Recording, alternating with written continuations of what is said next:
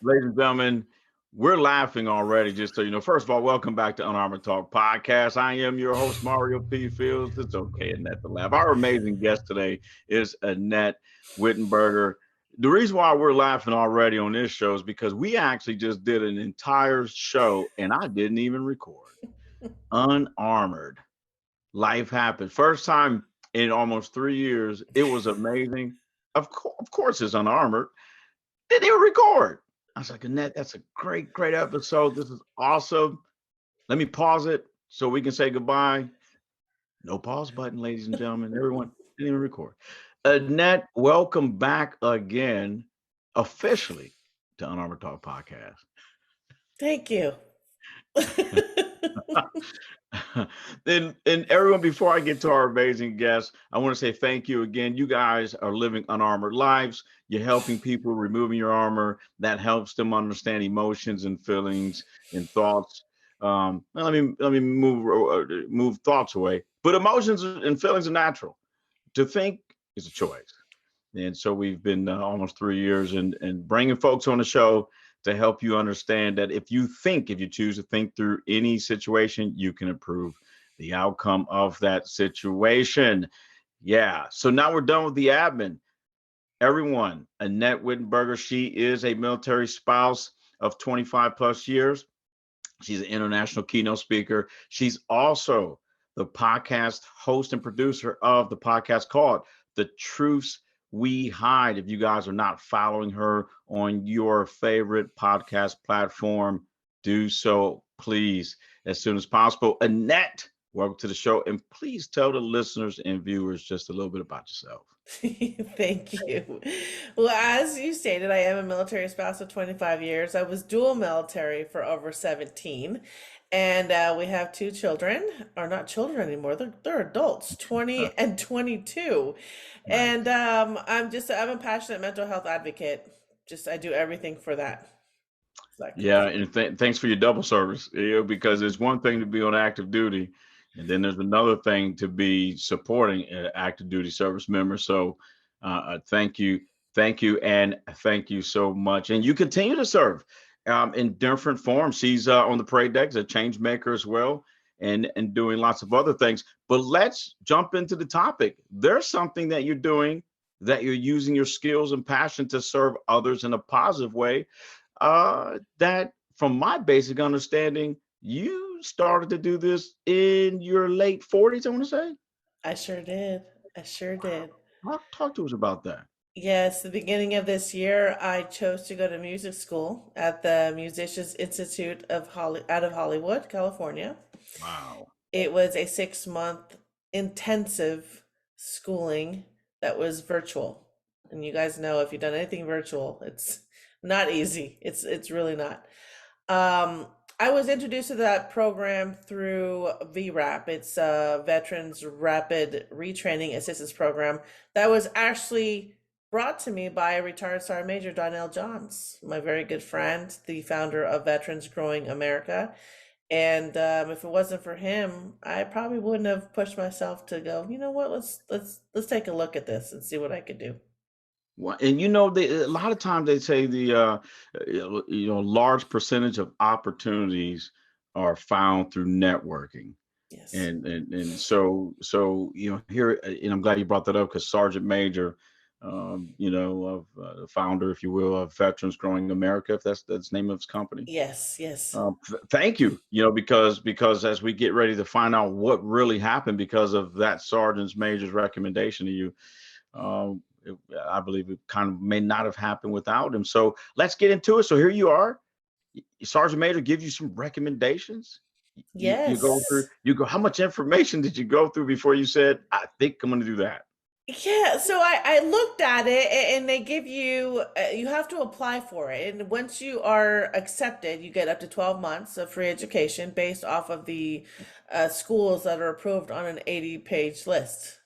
And so I took a look at that list and I was like, man, there's a lot of stuff here, you know? But a part of me wanted to go take the take the program for the mental health specialist, and because I'm a mental health advocate and I do everything for that cause, I thought, let me see something else. saw that there was two music schools on that list, and my 16-year-old self was like, oh my God, I'm gonna do it. And my family was like, what are you doing? And so when you tell me no, I'm gonna try to do it anyway. So I did. I went after the that one school that was virtual. And in order to get in, you had to submit two original pieces of work, which was for me as a songwriter, um, two songs that were written by me and either sung by me or someone else, but also with an instrument to be Oh, a part of wow. it. So I'm so blessed to say that I have two friends that play the guitar and they sang, and I was like, "Can you please sing my song?" And so within 2 weeks span, because of course there's a deadline because I'm a procrastinator. I'm like, this is due in 2 weeks. I wrote the song, I had them sing it, and they play the guitar, and I had to submit those pieces and pray that the school would be like, what is this? Or say, oh, she has potential. Thankfully, I had Right. potential and I got accepted. But that's Oh, that crazy, is, thank goodness you didn't reach out to me. Um, we would have been doing a show on what not to do. And just just crazy. So wow. yeah.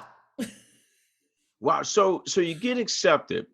Again, you look at this 80 page of options, Yeah. and you go music, songwriter, music school, and everyone's going, Mom, that other one, like a mental health advocate, looks pretty delicious. Why not? Exactly.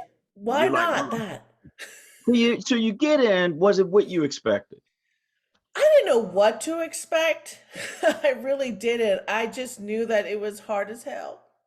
It was hard as Wait, but at what point did you go, what the hell? I think week one, I was like, I'm taking how many classes? 8? Okay. And each week something is due. I'm the type of person who barely graduated high school and college and I am just that person who was not good at that stuff. So this was a whole new level for me, which in my mind I thought, okay, it's being paid for. I Right. cannot fail. Why am I doing this? This is what's much bigger than me. So this wasn't just for me. I didn't want to be the next Taylor Swift. She's awesome. I love her. I need to be me and figure out how I'm going to help people. How am I going to make this part of this mental health thing that I'm doing? And so that was all the things I had to think about. What was my why? And how in the hell was I going to make it through school? So now here you are a weekend, you're going, good gosh. Yeah. And you choose to continue to do it. At any point during this journey, did you just get to a point where you're like, I don't know if I can do this. Like, Yeah. I think kind of like what people do when they get to boot camp. I think I failed. I think I screwed up. Yes. The only other time I pulled an all-nighter and cried was in Mm, ILE. Um, for majors, we go to Fort Leavenworth, Kansas to do this in 10-month intensive program.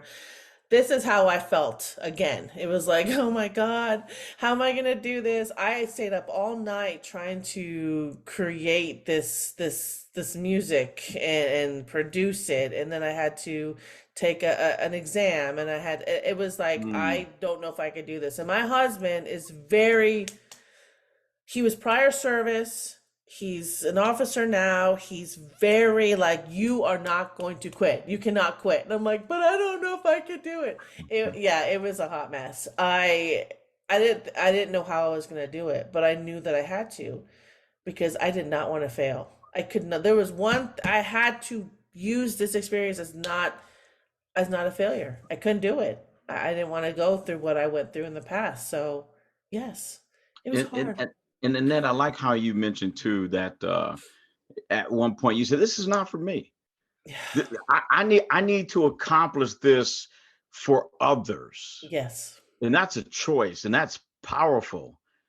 Do you believe that drove a lot of your behaviors, like kept you going outside of the support from your wonderful husband and family members? Yes, it wasn't, this wasn't just for me. I knew that I wanted to use healing through music as a tool to help those that are suffering in silence, to use their words, to use their voice. So I had to make this happen. There was no way out of it. I had to do it. Right. I have to. I had to I do have to look. I, I gotta. I gotta do this. it. Yes. I'm gonna make it happen, and I'm gonna make sure I don't reach out to Mario because we definitely won't make it. But it's so now you're in this program. How long was that the program again? 6 months. Yeah, so you're in this very intense 6 month online, by the way, a program. There's some breaks, you feel like you want to give up, and then your network helps you, motivates, inspires you to keep going. But the beauty of this is it was all up to you. It was your choice, and you chose to keep going.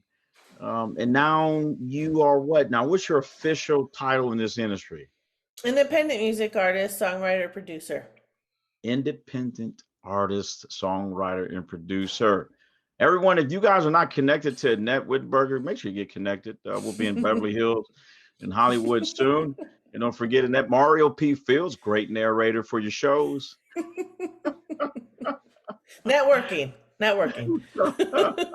Until you saw Major, I said hello, but I will.